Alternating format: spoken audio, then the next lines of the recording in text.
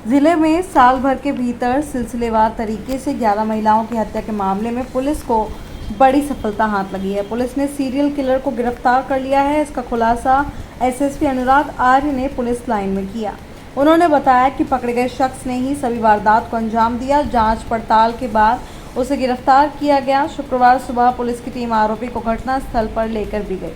वहां से उसे बरेली लाया गया। एसएसपी ने आज इन वारदातों का पुलिस लाइन में खुलासा किया। बताया कि आरोपी से पुतलों के द्वारा हत्या करने की प्रैक्टिकल कराया गया तो आरोपी ने पुतलों की ठीक उसी प्रकार से हत्या की थी जैसे कि उन औरतों की करता आया था। बरेली से अमरजीत सिंह की रिपोर्ट। जैसा कि आप सभी अवगत हैं कि वर्ष 2023 और इस वर्ष जुलाई 2024 में थाना शीशगढ़ और थाना शाही अंतर्गत कुल 6 महिलाओं की हत्याओं के केसेस दर्ज थे 302 आईपीसी के अंतर्गत, जिनका अनावरण नहीं हुआ था।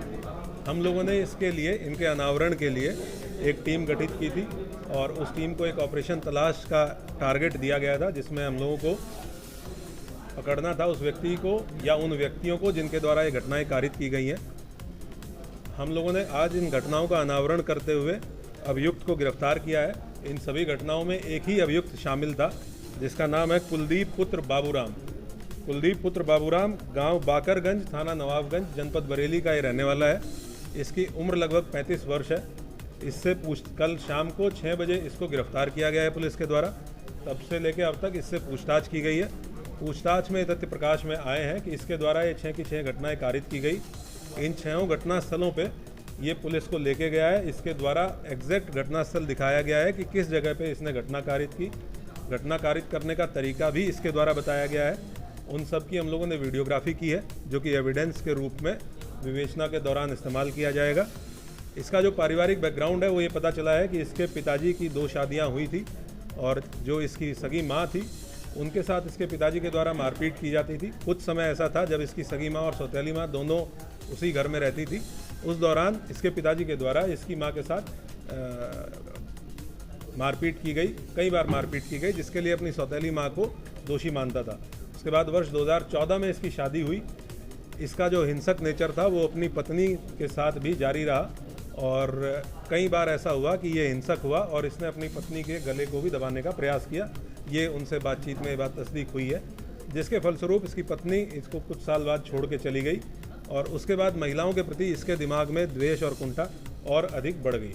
जो पिछले 1-1.25 साल में इसके द्वारा घटनाएं की गई हैं उसके बारे में इसके ये लगभग एक ही एरिया है जिसमें घटनाएं कारित हुई, 6 की 6 घटनाएं। वहीं पे 3 गांव हैं। उन 3 गांवों में इसकी 2 गांव में इसकी बहनें हैं और एक गांव में इसके एक रिश्तेदार हैं। ये उन 3 में से किसी एक गांव में अपना ठिकाना ढूंढता था और उसके बाद क्योंकि ये वहाँ लोकल रहने वाला है, वहाँ का एरिया बहुत अच्छे से जानता है, तो दिन में ये पगडंडियों के रास्ते, चक्रोड़ के रास्ते खेत घूमता था और ऐसा स्थान चिन्हित करके ये देखता बेसिकली ये था कि किस खेत में अकेली महिला है जो काम कर रही हैं, क्योंकि दिन में महिलाएं अक्सर जाती हैं चारा काटने के लिए या खेत में काम करने के लिए, और ऐसी महिलाओं को टारगेट करके ये उनके पास पहुंचता था। या अगर इसको कहीं पगडंडी पे रास्ते पे महिला मिली तो ये महिलाओं से बातचीत करने में बहुत सहज तरीके से बातचीत करता है। इसकी कुछ वीडियोस भी हमारे पास हैं जिसमें अनजान महिलाओं से पुलिया पे बैठ के बातचीत कर रहा है। तो ये बहुत सहज तरीके से बातचीत करता था और उनको सुनसान जगह पे ले जाके, जो थोड़ा 10-20 मीटर दूर खेत में ले जाके उनसे सेक्सुअल फेवर्स के लिए अप्रोच करता था। जैसे ही महिला ने विरोध किया या महिला ने मना किया तो ये तत्काल बहुत एग्रेसिव हो जाता है, हाइपर एग्रेसिव हो जाता है और इसके द्वारा उनका गला दबाते हुए और उनकी साड़ी के पल्लू से, और एक केस में जिसमें महिला ने सूट सलवार पहन रखा था उसमें उनकी चुनरी को इस्तेमाल करते हुए उनका गला दबाते हुए बाईं तरफ गांठ इसके द्वारा मारी गई। इस तरीके से इसके द्वारा ये घटनाएं कारित की गई। हम लोगों ने बहुत कुल 6 घटनाएं अभी हैं जिन घटनास्थलों पे, क्योंकि हमारे पास हमें इसको मजिस्ट्रेट के सामने भी पेश करना था।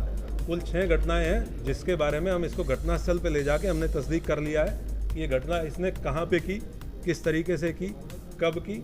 एक और चीज़ सामने आई है कि ये हर घटनास्थल से एक ट्रॉफी के रूप में, जो कि इस तरह के अपराधियों का एक की फीचर देखा गया है, कुछ ना कुछ लेके जाता था। और उसमें ये 2 केसेस में जो हसिया महिला के पास थी, महिला ने जब विरोध किया तो उसी हसिया को ये लेके गया, वो दोनों बरामद कर ली गई हैं। एक केस में ये एक ब्लाउज़ का टुकड़ा और लिपस्टिक और बिंदी ये लेके गया, वो भी इसने जहाँ पे उसको ये रखता था वो बरामद कर लिया गया है।